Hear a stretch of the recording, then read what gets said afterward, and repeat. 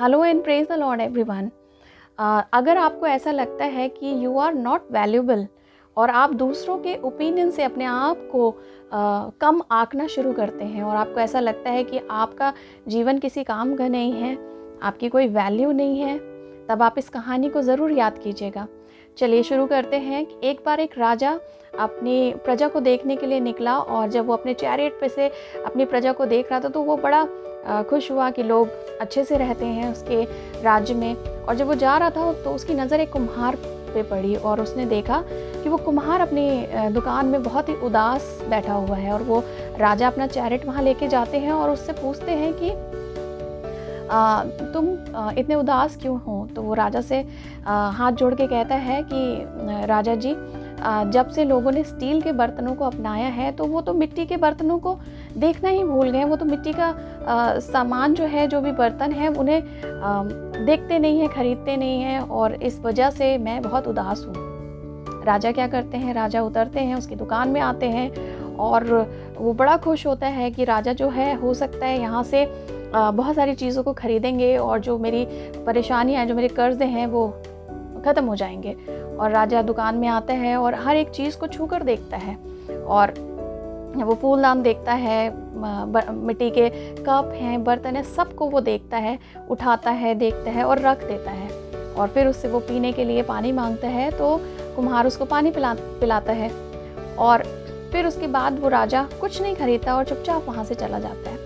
राजा जैसे ही वहाँ से जाता है तो लोग उसकी दुकान में आना शुरू करते हैं और वो उससे पूछना शुरू कर देते हैं कि राजा तुम्हारी दुकान में आए तो राजा ने क्या क्या खरीदा, उन्होंने क्या कहा।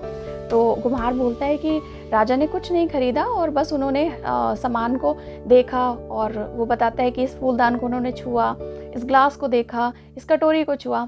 और लोग धीरे धीरे क्या करते हैं, उससे वो सामान खरीदने लगते हैं। वो कहने लगते हैं कि ये बर्तन कितने का है, ये ग्लास कितने का है, ये मुझे चाहिए, ये फूलदान कितने का है जो राजा ने छुआ, ये मुझे चाहिए। और उसका सारा सामान जो है वो बिक जाता है। और जिस ग्लास में राजा ने पानी पिया होता है, उस ग्लास के लिए लोग बोली लगाने लगते हैं और वो ग्लास जो है वो एक बहुत बड़ी कीमत में एक बोली में निकल जाता है। और वो कुम्हार ये देख के हैरान हो जाता है कि इससे पहले कि लोग उसकी तरफ देखते नहीं थे और आज उसकी दुकान का सारा सामान जो है वो बिक गया। वो इसलिए हुआ था क्योंकि अब वो उसकी चीज़ें जो थी उसकी वैल्यू बढ़ गई थी, क्योंकि राजा ने उसे छू लिया था और वो वैल्यूबल हो गई थी वो चीज़ें, जिन चीज़ों को राजा ने छू कर देखा था। तो हम और आप तो अपने परमेश्वर की क्रिएशन है। जब प्रभु ने हमें बनाया तो उसने बोला कि आओ हम इसे अपने स्वरूप में बनाएं।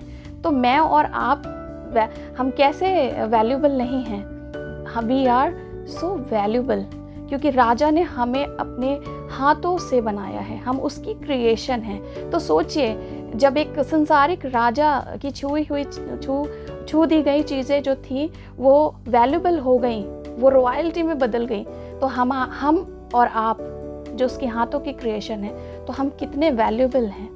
तो अगर आज आप ऐसा फील करते हैं कि आप वैल्यूबल नहीं हैं, आपकी कोई कदर नहीं है, तो आप इस बात को याद रखिए कि आप उस राजाओं के राजा, उस प्रभु के प्रभु की क्रिएशन है। उसके हाथों की छाप आपके जीवन में है, उसने आपको अपने हाथों से बनाया है, तो आप उसकी क्रिएशन है। तो अपने आप को कभी डिस्करेज फील ना करें, अपने आप को आप ये ना सोचें कि मैं किसी तरीके से कम हूँ, क्योंकि मैं तो अपने परमेश्वर की बनाई हुई एक सुंदर, उसकी सृजी हुई चीज़ हूँ और वो मुझसे बहुत प्यार करता है।